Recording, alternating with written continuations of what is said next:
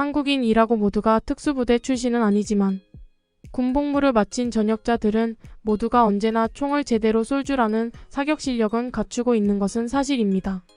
한국 예비군들은 민간이 아니었어요. 여기 딸이 데려온 한국인 남자친구를 못마땅하게 생각하는 미군 훈련 교관 출신의 미국인이 있습니다. 그리고 그는 나약해 보이는 한국인을 골려주기 위해 국경지대의 위험한 구역으로 데려갔고 이내 절체절명의 위기를 맞이하게 되었다고 하는데요. 그런데 그때 이 한국 남성의 숨겨진 과거가 드러나게 되고 이내 상황은 완전히 급변하게 되었다고 합니다. 그렇다면 그들이 대체 무슨 경험을 했던 것일까요? 안녕하세요. 저는 미국 출신의 제임스라고 합니다. 저는 미 육군에서 훈련 교관을 하다가 전역했고 현재는 은퇴 생활을 즐기면서 가족들과 함께하는 제2의 삶에 적응하고 있는데요. 특히나 제 딸은 제가 미군 교관으로서의 힘든 업무들을 이겨낼 수 있었던 원동력이었을 정도로 제게 있어선 목숨보다 소중한 존재랍니다. 저는 군인답게 벨라를 엄하게 키웠고 벨라도 자신만의 확고한 원칙을 가지며 속 썩이는 법 없이 자라줬는데요. 그리고 그녀는 자신이 가치가 있다고 생각하는 타입의 남자에 대한 명확한 비전을 가지고 있었기에 저는 벨라를 믿고 딸이 어떤 유형의 남자친구를 데려와도 그녀를 열렬히 지지하겠다는 마음을 가졌었죠. 하지만 벨라가 자신의 직장 동료이자 남자친구라고 데려온 한국인 남성을 보게 됐을 때 저는 그 즉시 경악을 금치 못하고 말았습니다. 지금 남자가 돼서 한 입으로 두 말을 하는 거냐고 따져 물을 사람도 있을 것 같은데 저는 벨라가 나약한 동양인과 만날 정도로 남자 보는 눈이 형편없을 거라고는 전혀 생각지 못했거든요. 사실 제가 이토록 동양인들을 싫어하는 데는 이유가 있습니다. 그건 바로 제가 군인 시절에 만났던 동양인들은 전부 형편없었기 때문인데요. 옛날에는 외국인들이 미군 복무를 통해 시민권을 획득할 수 있는 제도가 있었고 이러한 제도를 이용해 미군에 지원하는 동양인들이 꽤 많았거든요. 이들은 대다수가 중국인이었던 것 같은데 동양인의 생김새가 워낙 비슷하다 보니 누가 중국인이고 누가 한국인인지는 전혀 구별할 수가 없었죠. 아무튼 이 중국인들은 늘 최악의 모습만을 보여주곤 했기에 저는 동양인에 대한 지울 수 없는 편견이 생긴 것입니다. 대부분의 중국인들은 기본적인 훈련조차 못 받을 정도로 허약한 모습을 보여줬고 실제로 대부분이 낙제를 받고 집으로 돌아가곤 했거든요. 그리고 설령 운 좋게 살아남은 중국인 몇 놈들조차 최악의 이기주의를 보여줘서 부대의 사기만 저하시키곤 했죠. 특히나 중국인들은 분명 미군에 지원했음에도 늘 자신들끼리만 뭉쳐다니며 다른 국적의 훈련병들을 배제시키곤 했는데요. 저는 남의 나라에 왔음에도 도무지 융화되지 않는 중국인들의 폐쇄성에 학을 떼면서도 어쩌면 중국인들끼리 팀을 짜놓으면 예상치도 못한 시너지 효과를 발휘할 수도 있겠다는 생각에 중국인들끼리 작전을 수행하도록 해봤습니다. 그러나 중국인들은 여전히 최악이었죠. 이들은 처음에는 서로 챙겨주는 모습을 보여주더니 극한의 상황이 닥치면 그렇게나 끔찍이 아끼는 척하던 같은 국적의 동료들까지 버리고 자신들만 살겠다고 발버둥 쳤거든요. 미 육군은 동료를 버리는 것을 죄악이자 수치스러운 짓이라고 생각하기에 저는 중국인들의 이러한 이기적인 동료 버리기에 학을 떼며 전부 낙제 처리시켜버렸습니다. 심지어 몇몇 중국계 대원들은 미국 내에서 펼쳐진 중국 관련 정치 시위에 동참하며 군인으로서 절대로 해선 안 되는 정치적 개입까지 서슴지 않았는데요. 또한 정식으로 미군이 되어 부대에서 복무하는 중국 출신의 군인들도 미군의 보안 정보를 중국 정부에 유출하려다 적발되는 경우가 끊이질 않고 있어서 결국 중국인들 때문에 이러한 시민권 제도는 폐지되고 말았습니다. 따라서 저는 신체적 능력부터 정신력까지 뭐 하나 제대로 된 게 없는 동양인들을 싫어하게 된 거고 제 인생의 전부인 딸 벨라가 그런 한심한 동양 놈을 만났다는 사실을 참을 수가 없었던 것입니다. 물론 이 한국인의 유약한 성격도 역마음에 들지 않더군요. 그는 지나치게 공손했고 또 내성적인 듯 보였는데 이건 제가 군인으로서 소중하게 여겼던 덕목인 투박함과 약간의 허세 섞인 남자다움과는 완전히 거리가 먼 모습이었기에 저는 그의 나약한 모습이 더더욱 마음에 안 들었습니다. 그나마 다행인 점이라면 군대에서 전역한 이후 성격이 많이 유해진 저는 딸 앞에서 가까스로 표정 관리를 할 수 있었다는 거였는데요. 덕분에 나약한 한국놈과 사랑스러운 딸 벨라는 제가 둘의 사이를 탐탁지 않게 생각한다는 것을 꿈에도 모르는 눈치더군요. 그리고 아무리 이빨이 다 빠진 퇴역군인인 저였지만 이 한국놈에게 지옥같은 공포를 선사해줄 능력은 충분히 있었기에 저는 예전 기억을 되살려 이 나약한 한국놈에게 지옥을 보여주기로 했습니다. 그렇게 된다면 그는 중국인들처럼 알아서 저희 곁을 떠나서 도망갈 거라고 생각했거든요. 일단 저는 그에게 내일 당장 멕시코 국경지대 근처에 있는 산장에서 시간이나 보내자는 제안을 했습니다. 그 산장은 제가 군인 동기들과 십수년 전에 썼던 곳으로 지금은 멕시코계 조직원들이 세력을 확장한 후에 근방이 우범지대로 변한 뒤 안전상의 이유로 버려두고 있는 곳이었죠. 아무래도 겁 많은 동양인들은 그러한 우범지대를 갈 엄두조차 못 낼 테니 저는 그의 자존심을 완전히 짓뭉개 속셈으로 이야기를 꺼내본 것입니다. 하지만 민호라는 이 한국인 녀석은 그저 어린아이처럼 신이 난 표정을 짓더니 자신이 산장에서 한국식 BBQ를 선보여주겠다며 너무나도 좋아하는 거 아니겠어요? 저는 그의 예상치 못한 반응에 황당한 감정만을 느낄 뿐이었고 그의 겁이라고는 찾아볼 수 없는 광기에 약간의 두려움마저 느꼈습니다. 그러나 제겐 다음 수가 있었습니다. 제 예전의 아지트였던 산장은 그야말로 제 홈그라운드와 다름없었고 저는 민호가 저희 집안의 사람이 되기엔 부적합하다는 것을 직접 깨닫고 도망가게끔 할 계략이 있었거든요. 이게 다행인지 아닌지는 모르겠지만 벨라 또한 저희의 여정에 동참하기로 했고 그렇게 저희는 다음날 곧바로 출발하게 됐습니다. 산장으로 가는 길은 그다지 순탄치만은 않았습니다. 벨라는 차 안에서 연신 사랑에 빠진 표정으로 민호를 쳐다봤거든요. 저는 딸이 그런 표정을 짓는 건 난생 처음 봤고 뭔가 딸을 빼앗겼다는 질투심과 저런 약해 빠진 동양인 놈을 왜 좋아하는 건가 하는 의문이 들어서 도저히 운전에 집중할 수가 없었죠. 그래서 저는 뜬금없는 곳에 차를 세우고 안 그래도 소총을 챙겨왔는데 피로도 풀 겸 사냥이나 하지 않겠냐고 제안해봤죠.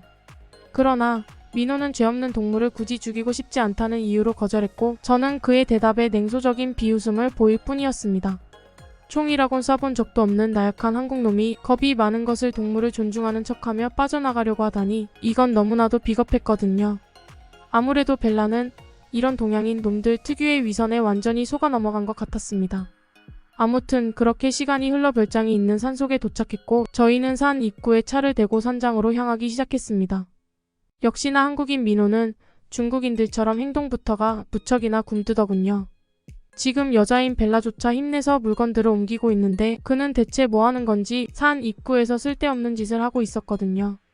결국 제가 헛짓거리 말고 짐 옮기는 거나 도우라고 소리치자 그는 그제야 바보 같은 미소를 지으며 허둥지둥 음식들을 옮기기 시작하더군요. 그런데 제가 드디어 10여 년 만에 산장 문을 연 순간 저는 곧바로 경악을 금치 못하고 말았는데요. 왜냐하면 그곳에는 예전의 흔적은커녕 웬 약물이 담겨있는 것처럼 보이는 수상쩍은 포대자루가 쌓여 있었거든요. 그랬습니다. 아무래도 이 조용한 산마저 이미 멕시코계 조직들에게 점령당해버린 모양이었고 제 산장은 이들의 약물 거래 장소 겸 참고로 전락해버린 듯했죠. 저는 이러한 충격적인 상황에 말문이 막혀버렸습니다. 그런데 그때 한국인 민호가 얼이 빠져있던 제게 믿기 힘든 말을 건네는 거 아니겠어요? 아버님 혹시 지금 이곳에 올 사람들이 있나요? 사실 이곳 근방이 우범지대라는 이야기를 들어서 산 입구에 제가 특수부대 시절에 배웠던 트랩을 설치해뒀거든요. 그런데 특수실이 움직이는 걸 봐서 누군가 산에 들어온 것 같네요. 저는 그의 말에 화들짝 놀라고 말았는데 알고 보니 민호는 한국의 대테러 특수부대에서 복무했다는 사실에도 놀랐지만 혹여나 산에 들어온 무리들이 저희를 쫓는 멕시코계 조직원들은 아닐까 하는 걱정도 들었거든요. 하지만 저는 저희가 조직원들에게 포위되었다는 사실을 절대로 인정할 수 없었습니다. 일단 제 욕심 때문에 사랑하는 딸 벨라를 위험에 빠뜨렸다는 사실이 도무지 용납이 안 됐고 이 동양인의 기지 덕분에 겨우 위기를 파악한 거라면 그것도 그거대로 자존심이 무척 상했거든요. 그래서 저는 비열하게도 이 순간의 위기만을 벗어나기 위한 선택을 했습니다. 그저 민호에게 잘 못 본 거라고 말하며 핀잔을 줬거든요. 민호는 좀 전에 보였던 맹한 표정은 어디 갔는지 뭔가 이상한 낌새를 눈치챈 듯 두 눈이 번뜩였지만 저는 애써 모른 척할 뿐이었죠. 그리고 얼마 후 저희는 이내 충격적인 상황에 처하고 말았습니다. 바로 제가 벨라를 걱정시키지 않기 위해 산장 밖에서 산책을 하고 있으라며 내보내고 민호를 불러와 정체불명의 포대자루를 보여줬을 때의 일인데요. 민호는 포대자루를 보자마자 이건 자신이 한국의 대테러 부대에 있을 때 훈련했던 장면과 유사하다며 자루 안엔 분명히 약이 들어있을 테고 이곳은 위험하니 빠르게 벗어나야 한다고 소리치더라고요. 그리고 그 순간 밖에서 벨라의 외마디 비명소리와 함께 남자들의 스페인어로 된 고함 소리가 들려오기 시작했습니다. 저는 패닉에 빠질 수밖에 없었습니다. 뜬금없이 스페인어라니 이건 멕시코계 조직원들이 들이닥친 게 틀림없었거든요. 그리고 황급히 창문 밖을 확인해보니 정말로 복면을 쓴 사내 4명이 벨라를 총으로 겨누고 있더군요. 이건 질투심에 눈이 먼 제가 자초한 상황인 거고 그야말로 저희는 이곳에서 꼼짝없이 죽게 생긴 것입니다. 저는 순간적으로 벨라에 대한 보호 본능에 휩싸여 이성을 잃었고 그대로 벨라를 구하기 위해 문 밖으로 뛰쳐나가려고 했습니다. 그런데 민호는 침착하게 제 팔목을 잡더군요. 민호는 이런 일촉즉발의 상황에도 매우 차분했고 그의 눈빛은 수년간의 군생활 경험이 있어야만 나오는 그야말로 폭풍전야 속의 고요한 눈빛으로 빛났습니다. 그리고 민호는 지금 나가면 벨라뿐만 아니라 저희 모두가 죽는다며 침착하라는 신호를 보냈죠.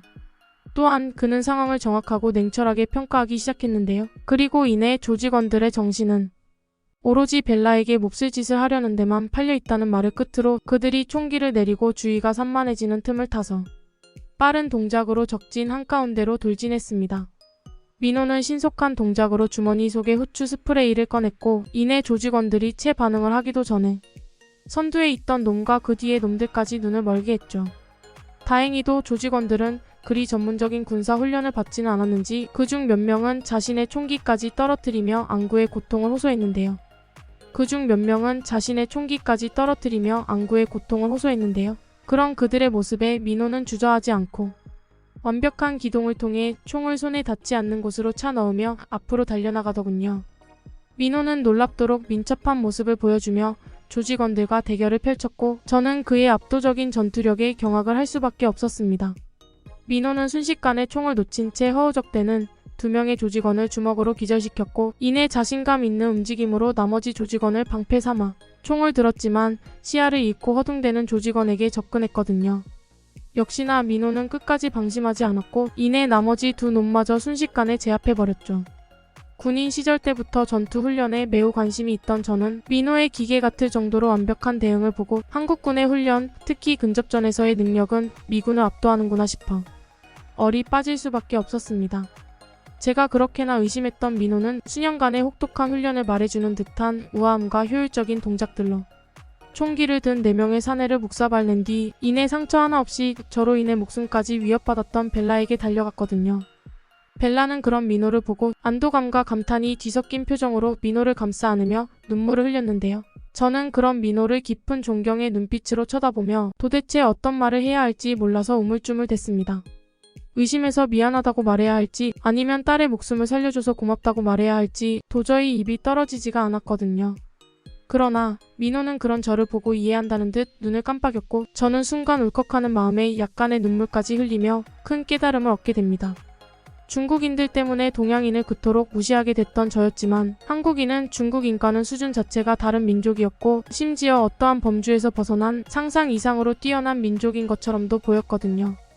또한 용맹이나 힘은 국적이나 당장의 모습에 얽매이지 않는다는 사실도 깨닫게 되었죠.